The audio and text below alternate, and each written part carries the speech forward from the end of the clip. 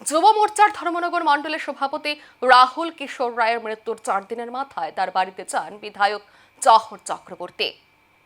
ধর্মনগর পৌর পরিষদের 5 নম্বর ওয়ার্ডের কাউন্সিলর তথা 56 ধর্মনগর মণ্ডল যুব মোর্চার সভাপতি রাহুল কিশোর রায়ের অকাল প্রয়াণে এখনো শোকস্তব্ধ গোটা ধর্মনগর।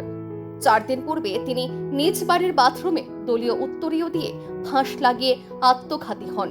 ঘটনাকে কেন্দ্র করে এলাকা জুড়ে চাঞ্চল্যের সৃষ্টি হয়। পরিবারের পক্ষ থেকে স্বদলীয় কিছু কর্মীর বিরুদ্ধে নানা অভিযোগও তোলা হয়েছে।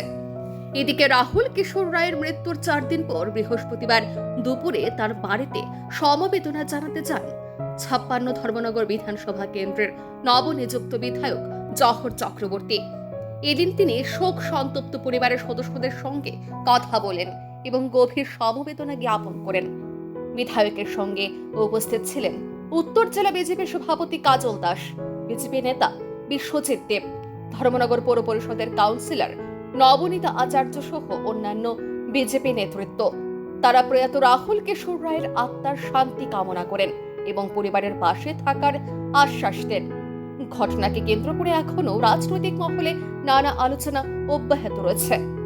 আজকে আমরা সবাই এসেছি। আমাদের ডিস্ট্রিক্ট প্রেসিডেন্ট কাজল কুমার দাস ছিলেন, পৌর পরিষদের চেয়ারপারসন মিতালি রানী দাসেন ছিলেন, আমাদের গার্জিয়ান দিলীপ ভট্টাচার্য সহ আমরা সবাই, নবনীতা আচার্য ছিলেন, এলাকার গণ্যমান্য ব্যক্তিত্বরা ছিলেন। এখানে আমরা সবাই মিলিতভাবে গেছি। যে খুব দুঃখজনক বিষয়, আমরা সবাই শোকাহত।